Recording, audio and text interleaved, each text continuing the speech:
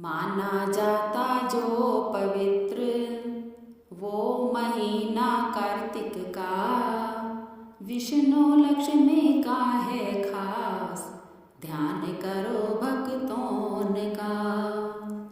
किसी गांव में एक बूढ़ी थी, करती कार्तिक का वो व्रत थी। खोलने उसका व्रत तो भक्तों आते थे भगवान जी खुद तो।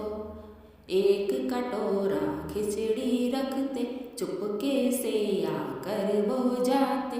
देख पड़ोसन का दिल जलता, कौन ये खिचड़ी लेकर आता। इस बूढ़ी का कोई नहीं है, सोचती मन में वो तो यही है। फिर भी इसको खिचड़ी मिलती, आखिर ये कहाँ से आती। एक दिन रखी हुई थी खिचड़ी, देखा घर में नहीं है बूढ़ी। गई पड़ोसन उसके घर में, फेंक दी खिचड़ी पिछवाड़े में। कार्तिक स्नान कर बूढ़ी आई, खिचड़ी कटोरा वो नहीं पाई। भूखी ही रह गई वो भक्तों, हो नहीं सकता था कुछ अब तो। याद प्रभु को करती थी वो, कहती थी पर एक ही बात वो। मेरी खिचड़ी गई कहाँ, मेरा कटोरा गया कहाँ। खिचड़ी जो गिरी थी जहाँ पर, पौधा एक उगा था वहाँ पर। निकले दो फूल उस पौधे से, देखने में थे जो सुंदर से। राजा एक उधर से निकला, देख फूल उसका दिल मचला। घर ले आया तोड़ के उनको, दिखलाए फिर रानी जी को। सुंदर फूल सूंघने पर तो हो गई गर्भवती रानी तो। जन्मे थे दो पुत्र तो ऐसे, नहीं बोलते थे जो किसी से। राजा रानी होते उदास, मन में थी पर कोई आस। एक दिन पुत्र गए शिकार पर, वो ही बूढ़ी मिली रास्ते पर।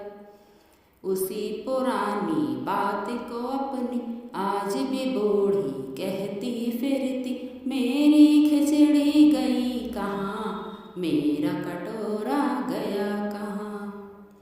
बूढ़ी की इस बात को सुनकर दोनों कहते उससे रुक कर, है तेरी खिचड़ी तो हम, तेरा कटोरा भी है हम। जब जब बूढ़ी उनको मिलती, एक ही बात को वो तो कहती। मेरी खिचड़ी गई कहाँ, मेरा कटोरा गया कहाँ। दोनों पुत्र भी जब जब मिलते, एक ही बात को वो भी कहते। है तेरी खिचड़ी तो हम, तेरा कटोरा भी है हम। एक दिन पहुंची बात राजा तक, पुत्र जो बोले नहीं थे अब तक। आश्चर्यचकित हो राजा सोचे, कैसे बूढ़ी से वो बोले। राजा ने बूढ़ी बुलवाई, उसको अपनी बात बताई। पुत्र जो मेरे नहीं बोलते, तुमसे बात वो कैसे करते। पता नहीं ये बूढ़ी बोली, मैं तो हूँ बिल्कुल अकेली। कार्तिक का मैं व्रत करती थी, भगवान दे जाते थे खिचड़ी। एक दिन मैं स्नान से आई, खिचड़ी जब मैंने नहीं पाई। रह गई थी मैं तो भूखी ही, जाने कहाँ गई मेरी खिचड़ी। कोई तो बता दो मुझको ये, पूछती थी मैं सबसे ये। मेरी खिचड़ी गई कहाँ, मेरा कटोरा गया कहाँ।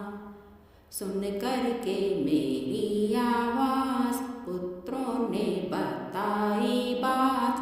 तेरी पड़ोसन फेंक दी खिचड़ी, दो फूल बन गए उसके पगली। फूल तोड़ कर ले गए राजा, रानी ने फिर उनको सूंघा। जन्म हुआ हम दो लड़कों का, हमको ही भगवान ने भेजा। सारी बात सुनी राजा ने, सोचा फिर बोला बूढ़ी से, रहोगी अब से महल में तुम तो, होगा ना कोई कष्ट तुम्हें तो। हे कार्तिक महाराज जी करते हैं विनती, जैसे बूढ़े की सुनी वैसे तुम सुनो सबकी, वैसे तुम सुनो सबकी।